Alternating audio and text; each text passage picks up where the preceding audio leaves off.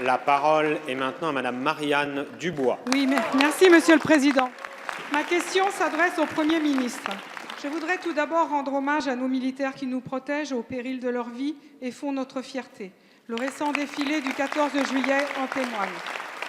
Nos militaires méritent le soutien actif de la représentation nationale. Et lors des débats de la loi de programmation militaire 2019-2025, nous avions fait part de nos inquiétudes.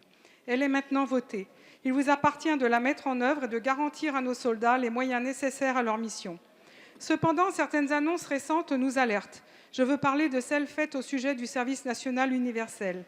Certaines ambiguïtés doivent être levées et au plus vite. Le financement, l'encadrement, le calendrier, une réforme éventuelle de la Constitution.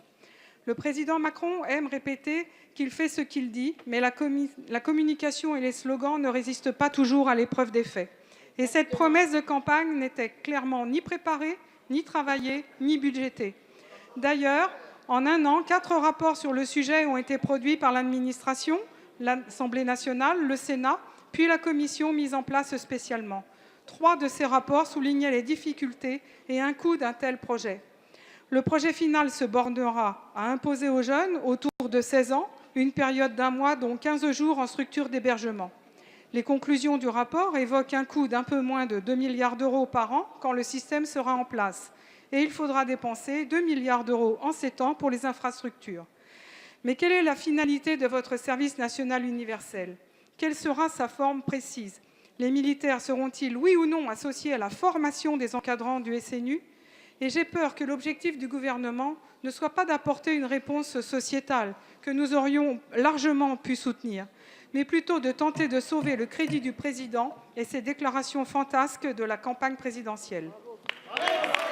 Merci, Madame la députée.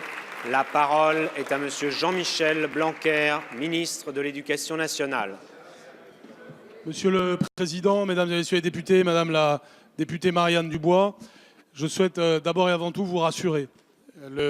Les objectifs que vous avez affirmés comme souhaitables sont en effet les objectifs visés par le projet de service national universel. Et c'est d'ailleurs le sens du rapport et du travail qui ont été réalisés par le groupe de travail mené par le général Menaouine. Ce groupe de travail va continuer d'ailleurs à travailler et au cours des prochains mois va engager une grande consultation vis-à-vis de la jeunesse en particulier. Je pense que si nous ne procédions pas de la sorte, les soupçons ou accusations que vous auriez seraient exactement symétriques de celles que vous avez formulées. Autrement dit, vous nous diriez que nous ne consultons pas assez, que nous ne faisons pas assez attention à ce que pense la population sur le sujet.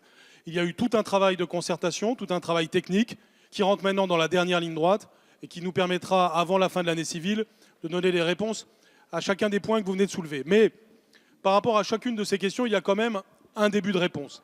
D'abord, premièrement, sur l'état d'esprit. L'état d'esprit, c'est bien en effet celui qui avait été affirmé par Emmanuel Macron lorsqu'il était candidat à la présidence de la République. Et oui, en effet, c'est un engagement présidentiel de plus qui sera accompli. Quel est cet engagement? C'est celui de créer un creuset républicain pour une classe d'âge. Autrement dit, des jeunes d'une même génération qui vivront la même expérience d'intérêt général, mais qui sera aussi une expérience d'intérêt général qui leur sera utile et qui sera utile à la nation. Qui leur sera utile parce qu'il y aura des dimensions de formation forcément à l'intérieur, et aussi parce qu'il y aura une dimension qui permet un engagement ultérieur pour certains d'entre eux. Et puis cette logique d'engagement, elle aura un effet en amont et en aval, un effet en amont sur le système scolaire pour qu'il se caractérise par davantage d'esprit d'engagement de la part des élèves, mais aussi en aval en ouvrant des opportunités aux jeunes de France. C'est donc un projet qui devrait tous nous unir parce que c'est le projet qui permettra d'avoir de nouveau une institution nationale qui rassemble tous les jeunes. Merci.